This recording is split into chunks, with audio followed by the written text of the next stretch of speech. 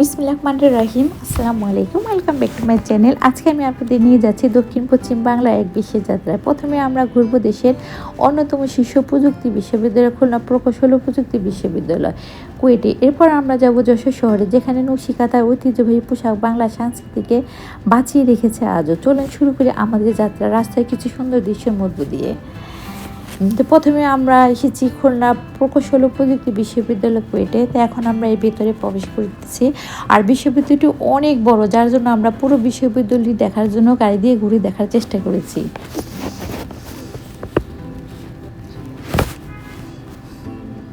এখন আমরা এর ভিতরে প্রবেশ করতেছি।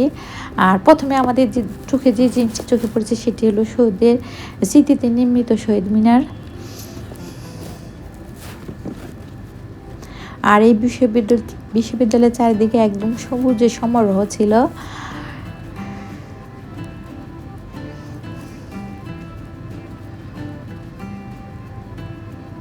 এরপর আমরা একটা সবুজ প্রান্তর বা খোলা মাঠ দেখতে পেলাম। এর বিপরীত পাশে একটা বড় পুকুর ছিল। এই বিশ্ববিদ্যালয়টির ইতিহাস শুরু হয় 1967 সালে খুলনা ইঞ্জিনিয়ারিং কলেজ হিসেবে। পরবর্তীতে এটি বিআইটি রূপে রূপান্তরিত হয় এবং 2003 সালে পূর্ণাঙ্গ বিশ্ববিদ্যালয় হিসেবে কুয়েট নাম পায়। আজ কুয়েট বাংলাদেশের প্রকৌশল শিক্ষার এক গর্বিত নাম। প্রায় 117 একর এলাকা জুড়ে বিস্তৃত এই ক্যাম্পাসে ঢুকতে আলাদা এক পরিবেশ অনুভূত হয়। চারপাশে পরিচ্ছন্ন রাস্তা, ছায়াগাড়া গাছ, পরিকল্পিত একাডেমি ভবন, সব মিলিয়ে এটি যেন জ্ঞানচর্চার এক শান্ত শহর। আমরা ক্যাম্পাসের ভেতরে ঘুরে দেখলাম বিভিন্ন একাডেমি ভবন ও বিভাগ। কুয়েটে রয়েছে civil, mechanical, electrical, electronics, computer science সহ প্রায় 20টির মতো বিভাগ। এখানে আছে আধুনিক ল্যাব, গবেষণা কেন্দ্র, সেন্ট্রাল লাইব্রেরি, স্টুডেন্ট হল, মসজিদ ও খেলার মাঠ। যেতে মনে হচ্ছিল এখানে শুধু পড়াশোনা নয়, এখানে গড়ে ওঠে স্বপ্ন, ভবিষ্যৎ আর নতুন বাংলাদেশ।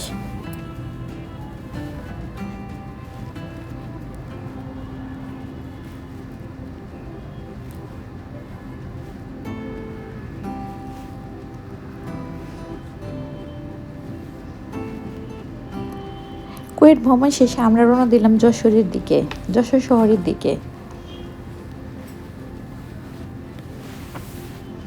তো এখন আমরা যশোর শহরের ভিতরে আছি, এখন শহরের ভিতর দিয়ে যাচ্ছি।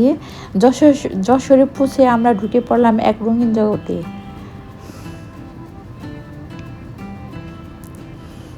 নকশিকাঁথার ঐতিহ্যবাহী পোশাকের দোকানগুলোতে। এই শহরটি নকশিকাঁথার জন্য বিশেষভাবে পরিচিত। দোকানে ঢুকতেই ওয়াল জুড়ে ঝোলানো নকশিকাঁথাগুলো যেন এক একটা জীবন্ত গল্প। নকশিকাঁথা শুধু একটি কাঁথা নয়, এটি গ্রাম বাংলার নারীদের হাতের তৈরি শিল্প। এটা একটা নকশিকাঁথা ছিল, এটা আরেকটা নকশিকাঁথা ছিল। এখানে বিভিন্ন ডিজাইনের বিভিন্ন রেঞ্জের নকশিকাঁথা আছে। এটা অনেকটা আড়ং স্টাইলে ছিল, যার জন্য এটার প্রাইসটা একটু বেশি ছিল।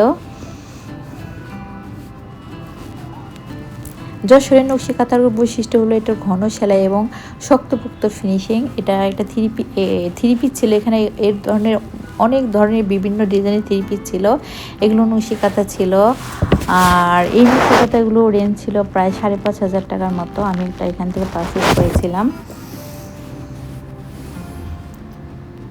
এখানে নকশিকাঁথার পাশাপাশি বেড কভার ছিল, কুশন কভার ছিল, বিভিন্ন থ্রি পিস ছিল, বিভিন্ন ধরনের শাড়ি ছিল। দোকানদার জানালো এই নকশিকাঁথার চাহিদা এখন দেশ ছাড়িয়ে বিদেশেও রয়েছে। প্রতিটা সেলাইয়ের ভেতরে লুকিয়ে আছে শ্রম, সময় আর ভালোবাসা। তো এখানে বিভিন্ন ধরনের শাড়ি ছিল।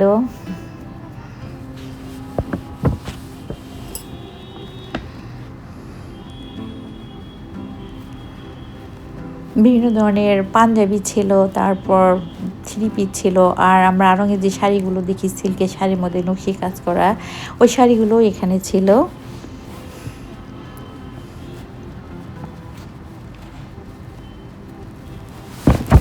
আজকের ব্লগে আমরা দেখেছি দুই ধরনের অভিজ্ঞতা পেলাম। একদিকে কুয়েটের মতো একটি আধুনিক প্রযুক্তি বিশ্ববিদ্যালয় যেখানে ভবিষ্যৎ তৈরি হয়, আর অন্যদিকে যশোরের নকশিকাঁথার পোশাক যেখানে বেঁচে আছে শত বছরের ঐতিহ্য। তো ভালো থাকবেন, দেখা হবে নেক্সট কোনো ভিডিওতে। আল্লাহ হাফিজ।